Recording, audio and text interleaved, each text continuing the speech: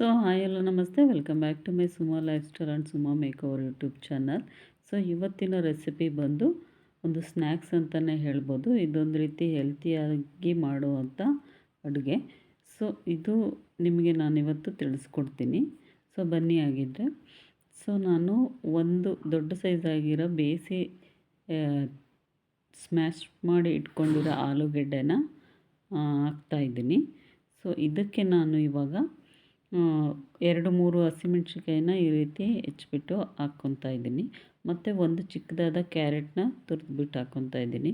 ಮತ್ತು 2 ಸಣ್ಣದಾಗಿ ಹೆಚ್ಚಿಟ್ಕೊಂಡಿರೋ ಈರುಳ್ಳಿನ ಹಾಕ್ಕೊತಾ ಇದ್ದೀನಿ. ಮತ್ತು ಕರಿಬೇವು ಮತ್ತು ಕೊತ್ತಂಬರಿನ ಒಟ್ಟಿಗೆ ಹಾಕ್ಕೊತಾ ಇದ್ದೀನಿ. ಸೊ ಇದಕ್ಕೆ ನಾನು ಇವಾಗ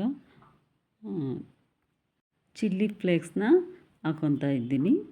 ಸೊ ಇದನ್ನು ತುಂಬ ನೀವು ಮನೆಯಲ್ಲೇ ಮಾಡಿ ನೋಡಿ, ತುಂಬ ಚೆನ್ನಾಗಿರುತ್ತೆ. ಮತ್ತು 1/2 ಟೇಬಲ್ ಸ್ಪೂನ್ ಅಚ್ಕಾರದ ಪುಡಿ ಮತ್ತು 1/2 ಟೇಬಲ್ ಸ್ಪೂನ್ ಅರಿಶಿಣವನ್ನು ಹಾಕ್ಕೊತಾ ಇದ್ದೀನಿ. ಮತ್ತು ರುಚಿಗೆ ಎಷ್ಟು ಬೇಕು ನೋಡಿಕೊಂಡು ಉಪ್ಪನ್ನು ಹಾಕ್ಕೋಬೇಕು.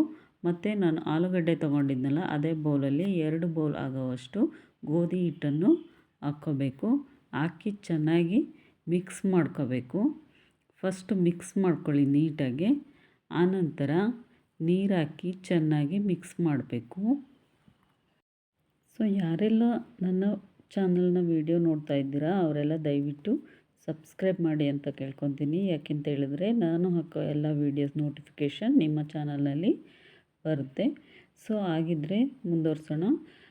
ಸೊ ಇವಾಗ ನೀರನ್ನು ಹಾಕಬೇಕು. ನೀರನ್ನು ಹಾಕಿ ಚೆನ್ನಾಗಿ ಮಿಕ್ಸ್ ಮಾಡಬೇಕು. ಇದು ದೋಸೆ ಹಿಟ್ಟಿನ ಹದ ಬರಬೇಕು, ಆ ರೀತಿಯಾಗಿ ಮಿಕ್ಸ್ ಮಾಡಬೇಕು. ನಾವು ದೋಸೆ ಯಾವ ರೀತಿ ಹಾಕ್ತೀವಲ್ಲ ಆ ಒಂದು ಹದದಲ್ಲಿ ನಾವು ಹಿಟ್ಟನ್ನು ಕಲಿಸ್ಕೊಂಡು ಇಟ್ಕೋಬೇಕು. ಸೊ ಇವಾಗ ಈ ರೀತಿಯಾಗಿ ಕಲಸಿ ಇಟ್ಕೋಬೇಕು. ದೋಸೆ ಹಾಕ್ತೀವಲ್ಲ ಆ ಟೈಪಲ್ಲಿ ನಾವು ಕಲಸಿ ಇಟ್ಕೋಬೇಕು. ಸೊ ಮಾಡುವ ವಿಧಾನವನ್ನು ನೋಡೋಣ. ಮೊದಲಿಗೆ ಗ್ಯಾಸ್ ಆನ್ ಮಾಡಿ.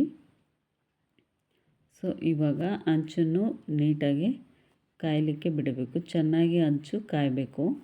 ಸೊ ಇದಕ್ಕೆ ಆಯಿಲ್ ಹಾಕ್ಬಿಟ್ಟು ಚೆನ್ನಾಗಿ ಕಾಯಬೇಕು ಹಂಚು ಮಾತ್ರ. ಸೊ ಇವಾಗ ನಾವು ದೋಸೆ ಹಿಟ್ಟಿನ ಹಾಗೇ ಸ್ವಲ್ಪ ಪ್ರಮಾಣದಲ್ಲಿ ತಗೊಂಡು ಹಾಕಬೇಕು. ಸೊ ಸ್ವಲ್ಪ ಲಿಡ್ ಕ್ಲೋಸ್ ಮಾಡಿ ಇಡಬೇಕು. ಸೊ ಇವಾಗ ತುಂಬಾ ಹೆಲ್ತಿ ರೆಸಿಪಿ ಅಂತಲೂ ಹೇಳ್ಬೋದು. ಇದಕ್ಕೆ ಕಾಯಿ ಚಟ್ನಿ ಇಲ್ಲ ಶೇಂಗಾ ಚಟ್ನಿ ಆದರೆ ತುಂಬಾ ಚೆನ್ನಾಗಿರುತ್ತೆ. ಸೊ ಸಂಜೆ ಟೈಮ್ ಸ್ನ್ಯಾಕ್ಸ್ ರೀತಿಯೂ ತಿನ್ಬೋದು. ಸೊ ಮನೆಯವ್ರಿಗೆ ಎಲ್ಲರಿಗೂ ಕೂಡ ತುಂಬ ಇಷ್ಟವಾದ ರೆಸಿಪಿ ಅಂತಲೇ ಹೇಳ್ಬೋದು. ಸೊ ಒಮ್ಮೆ ಮಾಡಿ ನೋಡಿ, ಟ್ರೈ ಮಾಡಿ.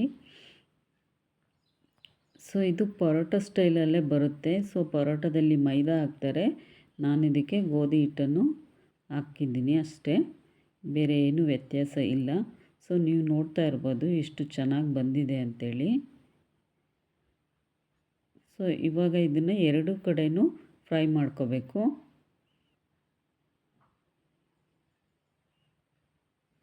ಸೊ ನೋಡಿ ಇವಾಗ ಇಷ್ಟು ರೋಸ್ಟ್ ಆಗಿದ್ದರೆ ತುಂಬ ಟೇಸ್ಟಾಗಿ ಕೂಡ ಇರುತ್ತೆ. 2 ಕಡೆಯೂ ಫ್ರೈ ಮಾಡಿ ಇಟ್ಕೋಬೇಕು. ತುಂಬಾ ಟೇಸ್ಟಾಗಿ ಒಳ್ಳೆ ರುಚಿಕರವಾದ ಸ್ನ್ಯಾಕ್ಸ್ ಅಂತಲೇ ಹೇಳ್ಬೋದು. ನೋಡಿ ಎಷ್ಟು ಚೆನ್ನಾಗಾಗಿದೆ ಅಂತ ಹೇಳಿ. ಸೊ ಬೆಳಗಿನ ತಿಂಡಿಗೂ ಕೂಡ ಮಾಡ್ಬೋದು. ತುಂಬ ಸಾಫ್ಟಾಗಿ ಬಂದಿರುತ್ತೆ. ಇದಕ್ಕೆ ಕಾಂಬಿನೇಷನ್ ಬಂದು ಚಟ್ನಿ, ಕಾಯಿ ಚಟ್ನಿ ತುಂಬಾ ಟೇಸ್ಟಾಗಿರುತ್ತೆ. ಸೊ ಈ ವಿಡಿಯೋ ಇಷ್ಟ ಆದರೆ ಲೈಕ್ ಮಾಡಿ, ಶೇರ್ ಮಾಡಿ ಮತ್ತು ಕಮೆಂಟ್ ಮಾಡಿ. ಸೊ ನೆಕ್ಸ್ಟ್ ವಿಡಿಯೋದಲ್ಲಿ ಸಿಗ್ತೀನಿ. ಓಕೆ, ಬಾಯ್.